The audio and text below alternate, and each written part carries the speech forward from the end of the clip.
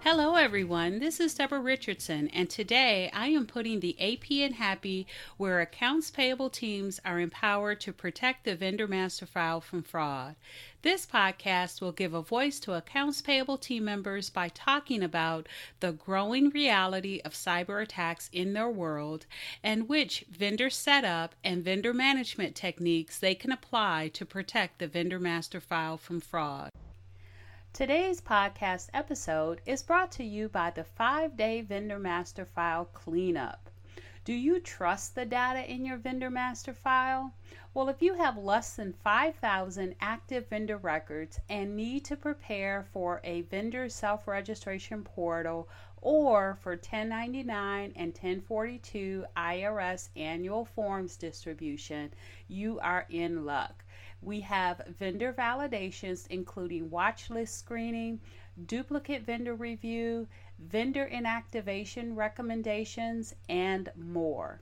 Go to DeborahRRichardson.com, that's DeborahRichardson.com/consulting, or email me at Deborah, DEBRA, at DeborahRRichardson.com for a quote today. If you're working in accounts payable or AP vendor maintenance and your department does not have a vendor onboarding policy or a section in the accounts payable policy to address the onboarding of vendors, well, now is the chance to take the initiative. Keep listening.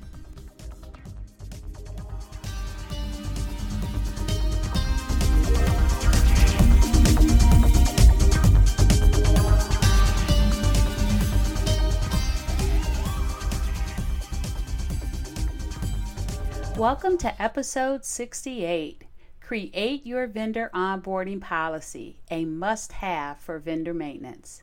So if you don't have that vendor onboarding policy, this can be a great opportunity for you to take the initiative and get that added. It's nothing like either getting some brownie points with leadership or with your stakeholders and other internal team members. So let's go ahead and get started. And what I first want to talk about is what the vendor onboarding policy is not. Now, depending on your company, there can be separate departments involved in the whole procure-to-pay or P2P process. Each of those different departments can have a different focus. So a great example is the procurement and sourcing team. If they are separate from accounts payable, they should have a separate policy since their focus may be on items such as vendor risk management, which is separate from vendor onboarding.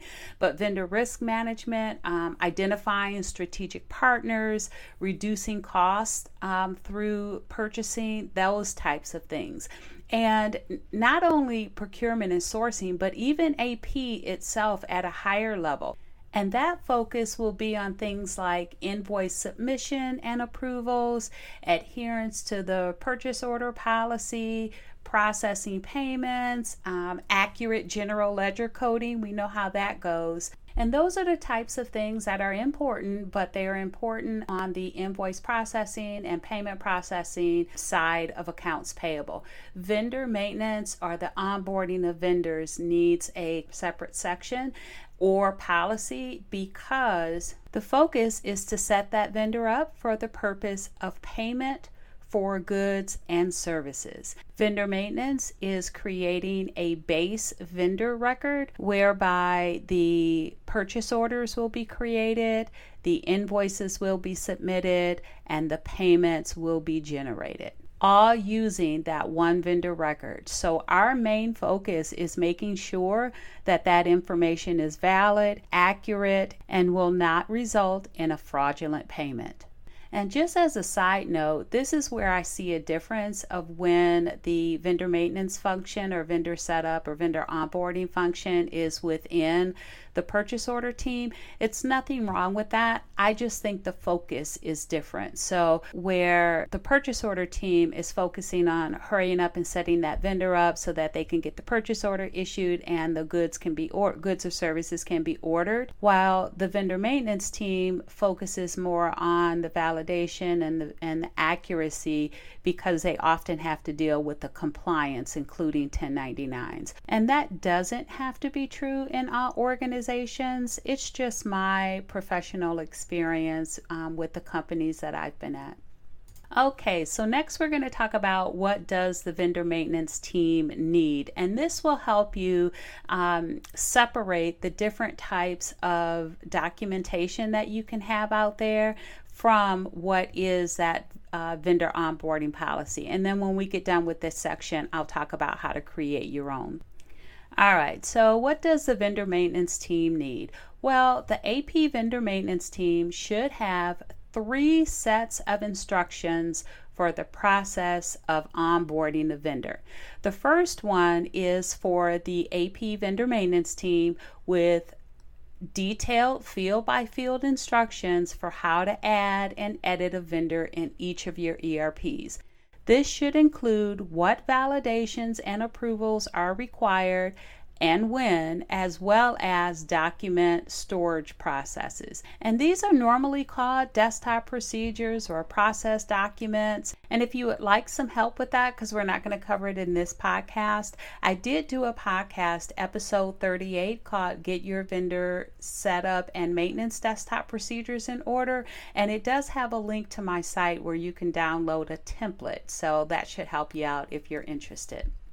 Okay, the second set of instructions that vendor maintenance needs is one for your suppliers that can tell them how to do business with you. So this can include how to submit an invoice, how to request updates if their information changes. Some vendor maintenance teams call these welcome packets and will send to any newly created vendors. If you have a vendor self-registration portal, it's common to provide a vendor guide, which is a set of instructions that tell them how to use the portal. Now, you can customize what you provide depending on whether the vendor team deals directly with the vendor or if the internal team members gather the required documentation from the vendor and then submits it to your team. Which brings me to the third and final set of instructions that you need, and that is one for your internal team members to tell them how to do business with you. Now, this is separate from the document that you provide to the supplier because it can include internal only information that's required for vendor setup, such as how to determine the account group or company code. Those are the type of things that the vendor will never know, so they are included in this set of instructions. And as you probably know by now, this set of instructions for internal team members is your vendor onboarding policy. And now we're going to talk about what needs to be included. Now, I have a list of 7 things that I think you need to include. The first 6 are actual areas of instruction, and the 7th one is just some other instruction ideas to consider. Now, all of these are highly customizable, and it really just depends on your business. So use what you need, add to it. Hopefully, this gives you some value in providing some things you need to look at. So the first one is what documents are required to be collected from the vendor based on different criteria. So for example, if a vendor prefers to be paid via electronic payment, then you need to document that a banking form or a letter of credit with the banking details is required to be submitted with the request. And also don't forget to include the signature requirements.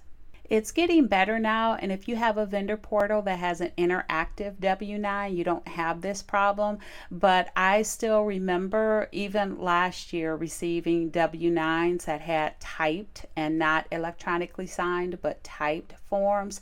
So just make sure that you identify the electronic signature and the criteria for that. I used to require a PIN number, but I think that's changed. So make sure that you do your research on electronic signatures, what's required, and then define that in your policy so you don't get typed signatures.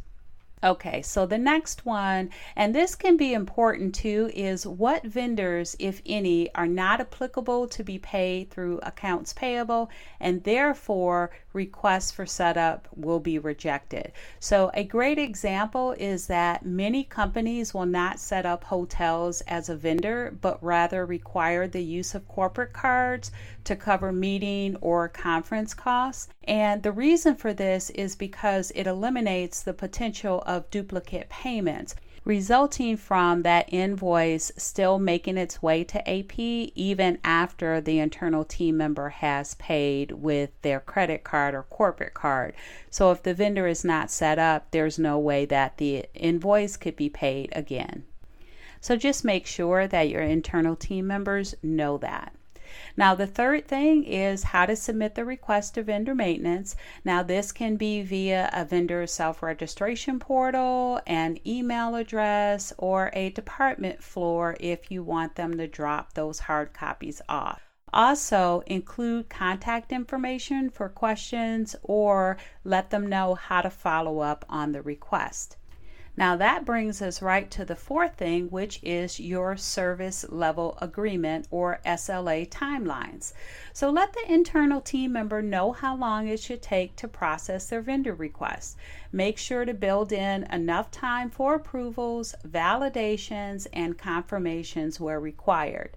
The typical time I've seen is 24 to 48 hours, but this is unique to your process. If you've got some approvals that need to be done in there, then it may take a little bit longer. Another thing you can include is the timelines for urgent requests. Now, I don't recommend it because it may increase urgent requests that really aren't urgent requests, and you really want to discourage that process in this era of vendor fraud. We need to stop rushing. But if you do include it, make sure you define what an urgent request is. And I'll talk a little bit more about that process when we get to, I believe it's number 6. So that was number 4. Let's go to number 5, which is your escalation process.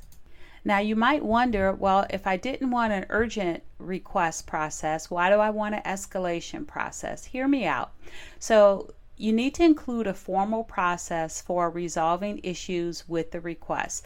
Now, these issues can include if the request is out of SLA, so it's late, or if the documents that were submitted are invalid, or if you're missing documents and, the internal team member or the vendor is pushing back and does not agree with vendor maintenance assessment of that request. And that happens, so you need to have a process so that it saves the unprofessional pushback from internal team members or the supplier to vendor maintenance, the team members that are processing those requests. And that's really where it belongs, is the escalation to leadership, so they can determine if the vendor maintenance team member needs additional training, or they can determine if the internal team member or supplier needs an explanation from leadership about the policy that they approved. Okay, so we're on to number 6. You also need to include the consequences of not following the policy. So this does not have to be punitive or confrontational. And the example I'm going to give is of the urgent vendor request. I told you I'd get back to this one. So if you included the urgent request in item number 4, which was the service level agreement timelines, the SLA timelines, And you also included criteria for accepting or determining when there is an urgent request.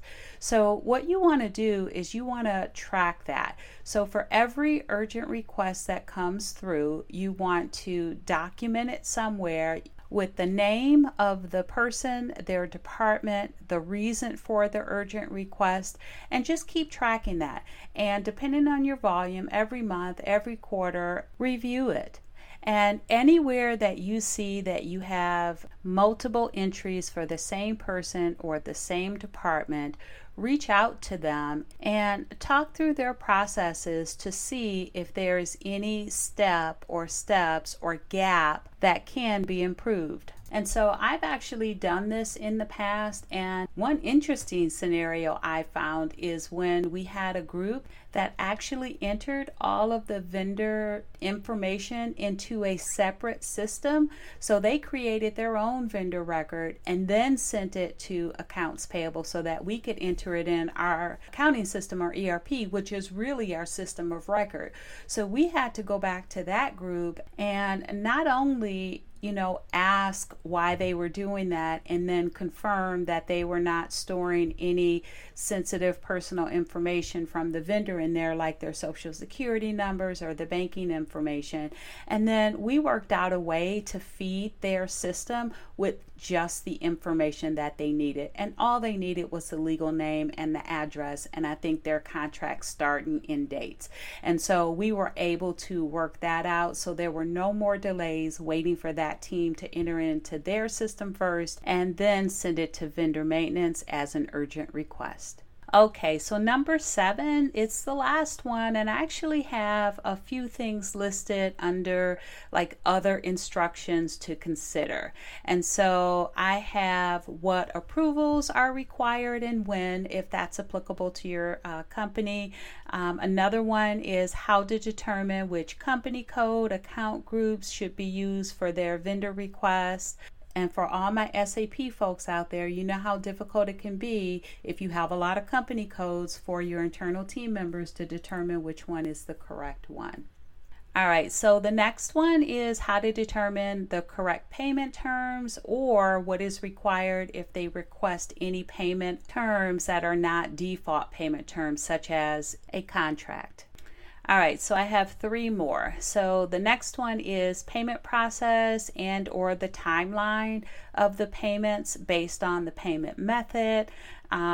The next one is the expected disposal process of the submitted vendor documentation once the request is complete, because you don't want them retaining it in their desk drawer or their C drive. So you want to make sure you tell them how to dispose of it. Even though you don't have a lot of control, at least you have that instruction in your policy. And then the last one is just anything else they need to know about your process. It's unique to your business, it's unique to your AP department, it's unique to your vendor onboarding process. Make sure that if it's going to make your job easier for the requesters to, or the internal team members to submit it to you in a certain way, make sure you document that in the policy. Or better yet, get all your AP help desk or your vendor maintenance customer service folks and have them put together a list of frequently asked questions. Have them gather up all the emails, pull a report of the tickets submitted if you have that type of system from memory, whatever you need to do. Gather those frequently asked questions and include them in the policy. Okay, that was a lot, and guess what? You're not quite done yet. So once you have finalized your vendor onboarding policy and it has been approved by leadership, make sure you communicate it to your team members and your stakeholders. If you have a company intranet page, add it to that. If you have changed any parts of the vendor onboarding process, or even if you haven't, hold multiple training sessions. I've done that in the past, and maybe you have too, where you just have a conference line open at a certain day, a certain time, you publish it, and then whoever needs to come on just comes on, and maybe you have that multiple times a week, or you have it every Wednesday at 1 o'clock or something, to make sure that you have a way to communicate to your internal team members and a way that they have to ask you questions. And an additional thing that I've done in the past is, if I had a large group that submitted, a significant number of requests. In the past, I've had one group that really represented 70% of our vendor requests. That group, I met with them separately to review the policy and then discuss and resolve any issues. So that's another option for you. Outside of that, you should be done, and good luck. Well, it's never really done, but good luck. So thanks everyone. I hope you enjoyed the 68th episode of the Putting the AP in Happy podcast, where accounts payable teams are empowered to protect the vendor master file from fraud. Don't forget to check the show notes for the links mentioned in the podcast. If you enjoyed this episode, consider subscribing and writing a review of my podcast on the platform that you use to listen. Stay happy.